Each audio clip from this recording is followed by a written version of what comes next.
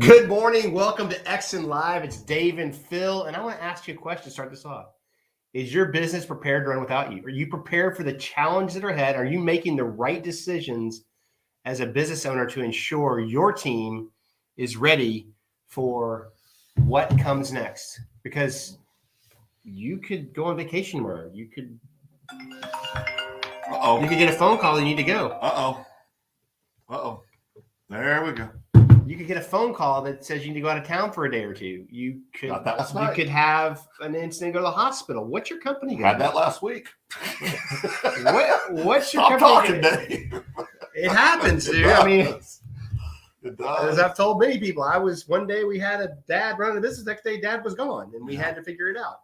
And we weren't prepared. So I'm going to ask you, because we talked about systems last week, but you as an owner have to be prepared to build the right team.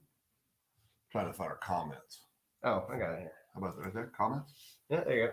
All right. There's no comments. No comments. Nobody loves us. That's all right. So the question we got to ask ourselves is, what are you doing to build the right team, giving them the right tools and the systems to move forward? Well, and I think the key word for me there is systems, processes. I know that's not sexy. I know everybody gets tired of hearing us say this, but if you don't have a system, a process that you follow, when those things, Dave hates the quote about everybody has a plan until they get punched in the mouth. Well, okay. Yeah, that's cute. Mike Tyson, that's wonderful. The reality is in the real world, outside of maybe that applies to the boxing ring. I don't think it does, because that's when you need your plan. That's when you need, when you get punched in the mouth, and you will get punched in the mouth. Yep. There's nobody's not going to get punched in the mouth. I'm not talking about literally, although there's a few times I thought Dave was going to punch me. Let me ask you a question. Have you ever been punched in the mouth? Oh yeah. Did you know where you were for a couple of seconds? Oh no. Neither did I. Right. I hated boxing class. Right. So to Phil's statement, if you actually get punched in the mouth, which some of us have, and you don't know where you are, how do you get back to where you need to be to not get your butt kicked? Yeah. I mean, I think that's the question to ask yourself when you hear silly statements is, if you know what you were supposed to be doing, you have it written down, when you punch somebody, you look down and go, you know what? I need to step over here so I don't get punched in the mouth again. I need to do this. Yeah. Right. Or I need to do this. And that's why boxers train, right? That's why fighters fight. That's why they do what they do, because they are walking through each scenario and what happens and what they're going to do when this next thing happens. Right. Yeah. And I think too, it's, making tough decisions in businesses. They're called tough decisions for a reason. And if you don't have a process, if you don't have a plan, if you don't have a system that you're committed to, I want to use an example, Dave. How many people do we see that write down mission statements? What would you say? Besides us? Yeah. Maybe 20%. 20%. And they're really successful. Yeah. Now, there are people that will write down a mission statement, or they'll write down their vision, and then they write it, and then what do they do with it? They do nothing with it. They put it in a drawer. And you've wasted all that time. But by golly, they've got a mission statement. They know what their vision is. Now, they never talk about it. They have no process for execution on it, but they're sure proud of it. Some of them even put it in a frame and hang it on the wall, so when you walk in, you get to see it. But they're still not applying any process. Do you remember our first meeting out at CDI? We walked in. Yeah. That company was hugely successful in their leadership.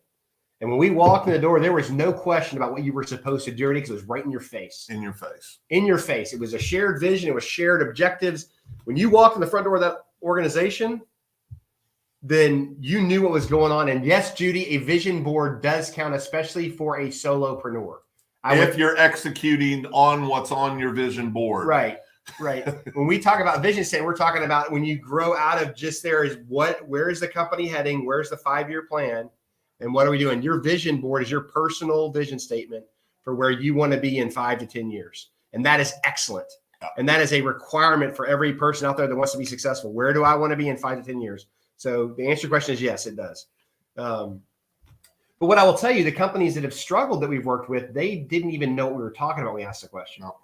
They were like, we don't need that to apply. We're not going to do that because I'm busy. Oh, that crap don't work in our industry. Right. And the reality of it is it works in every industry. It's a playbook for success to build the plan.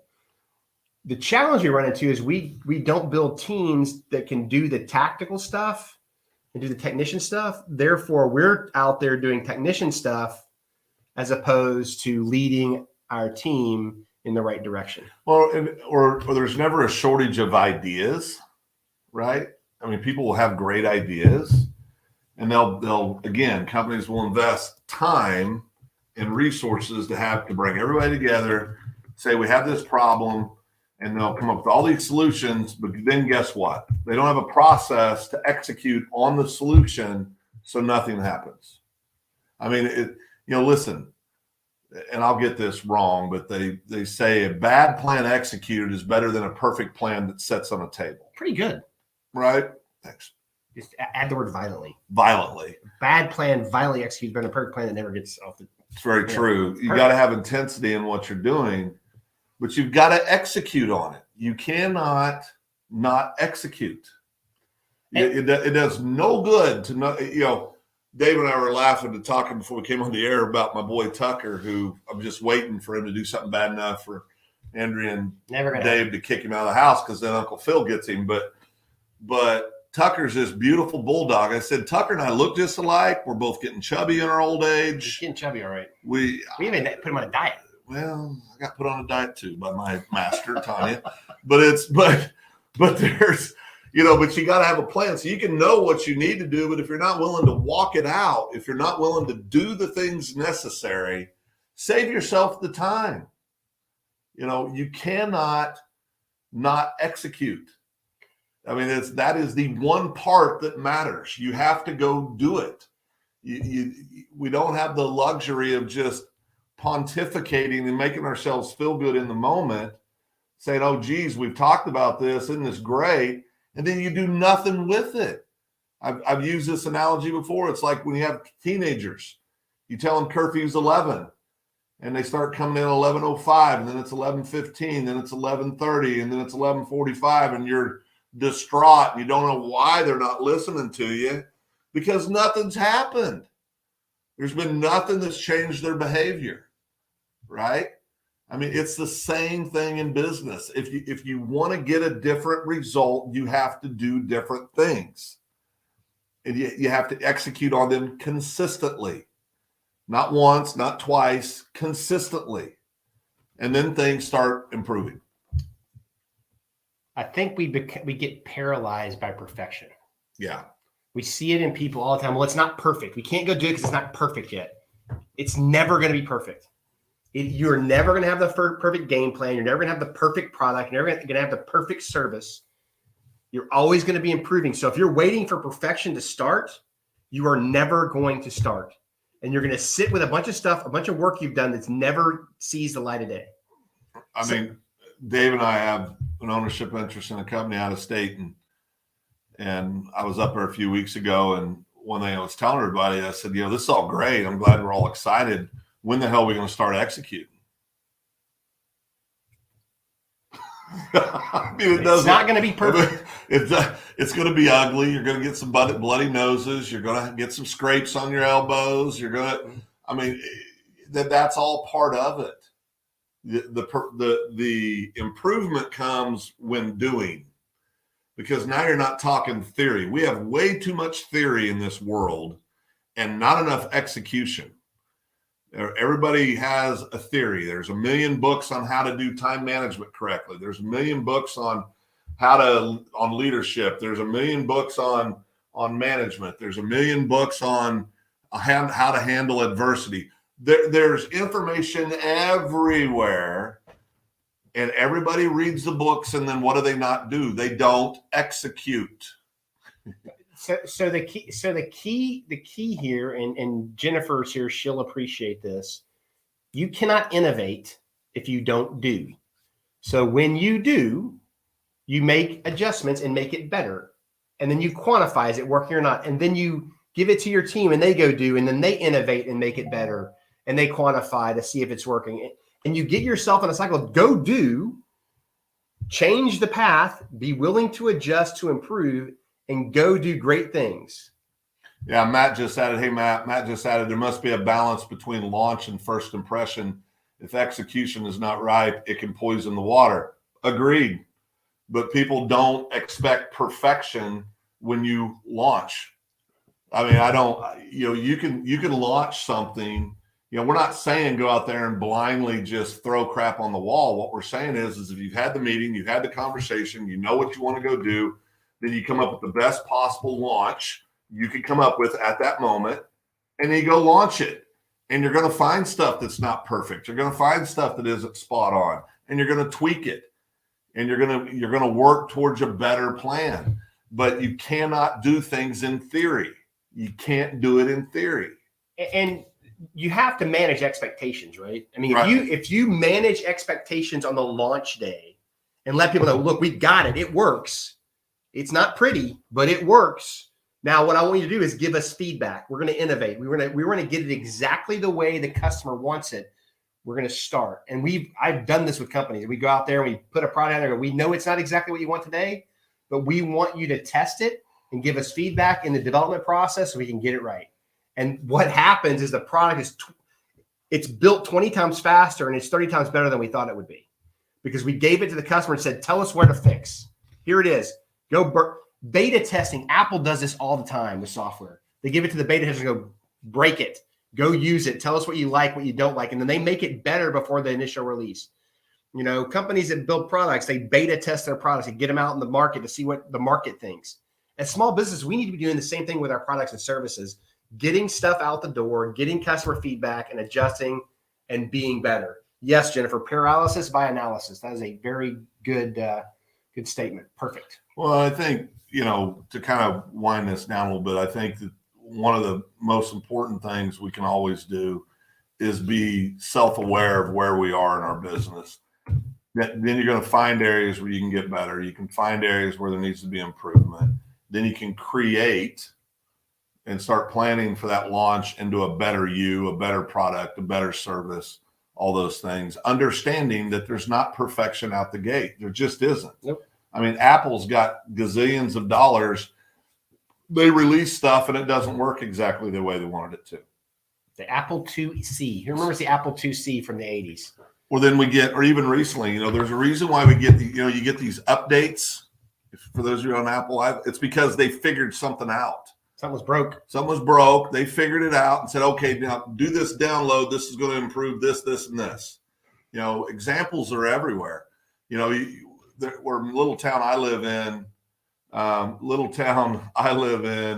yeah, we'll do that.